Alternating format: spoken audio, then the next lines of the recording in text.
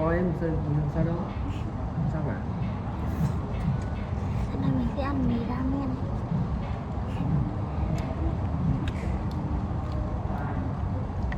Cho các bạn xem.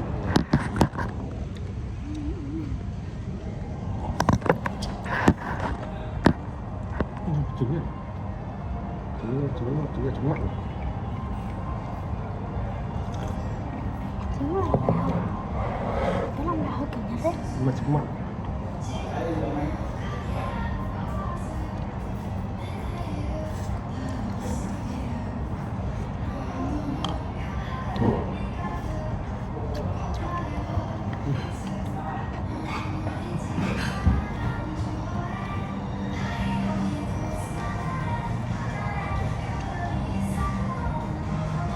Hết dừa vào.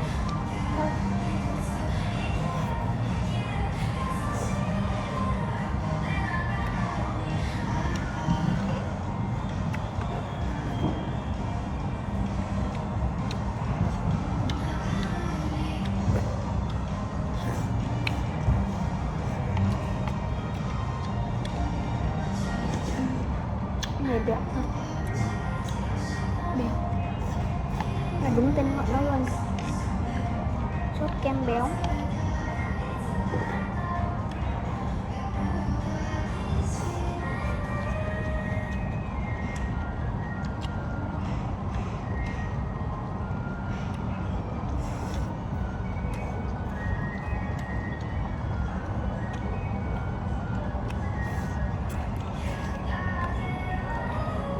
Trong một cái nhạc này nhỉ.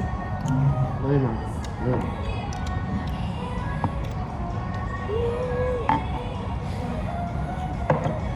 Ăn cay không? Thôi, không cần.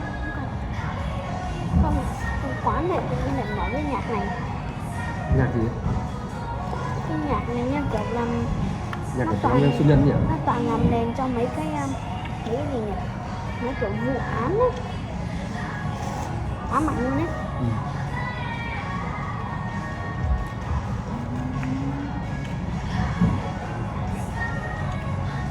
Siêu to khổng lồ. Mình lưỡi mà.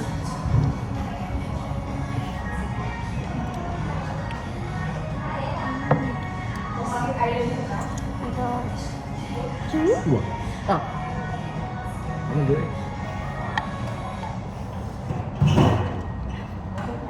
Cắn lưỡi.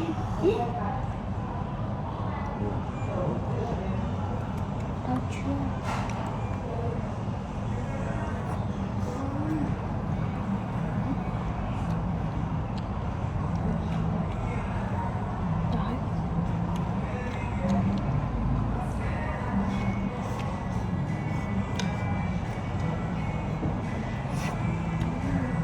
Đấy.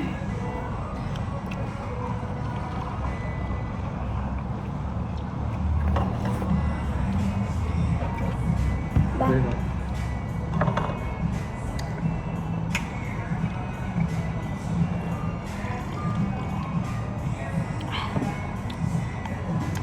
Tiếc mẹ làm nhỉ? Mẹ này biết.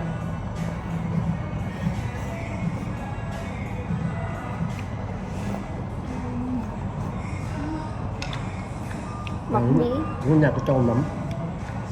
Đó.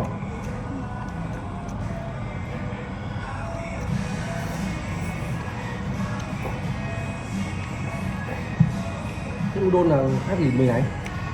Sợi mía to hơn mì này.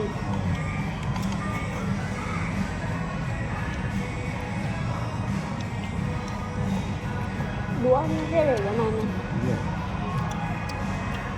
Để uống nước ấy.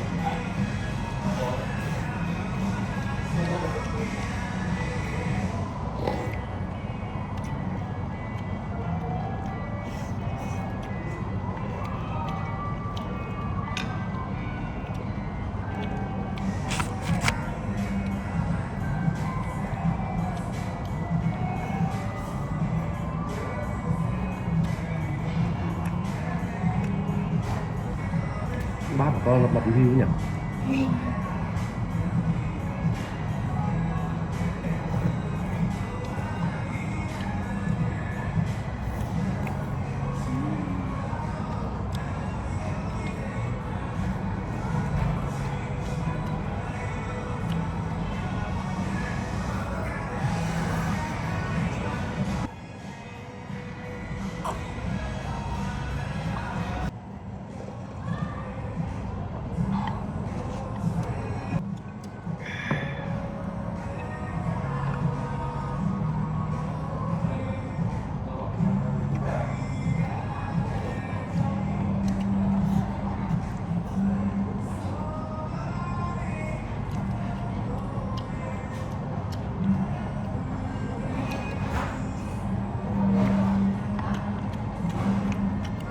nơi tôi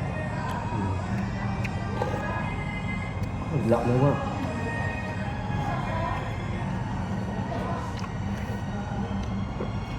Bao nhiêu dầu nhỉ?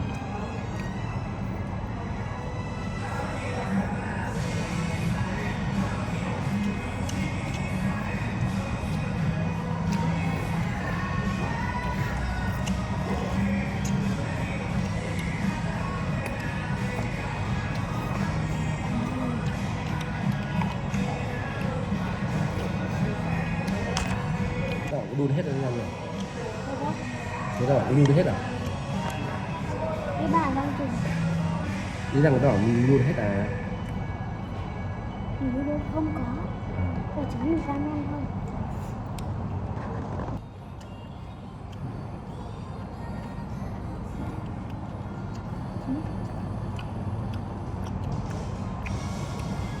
Đây đen Đùa, no thế. Hơi ngắn. Ngắn. Mình có thịt đi. Ngắn.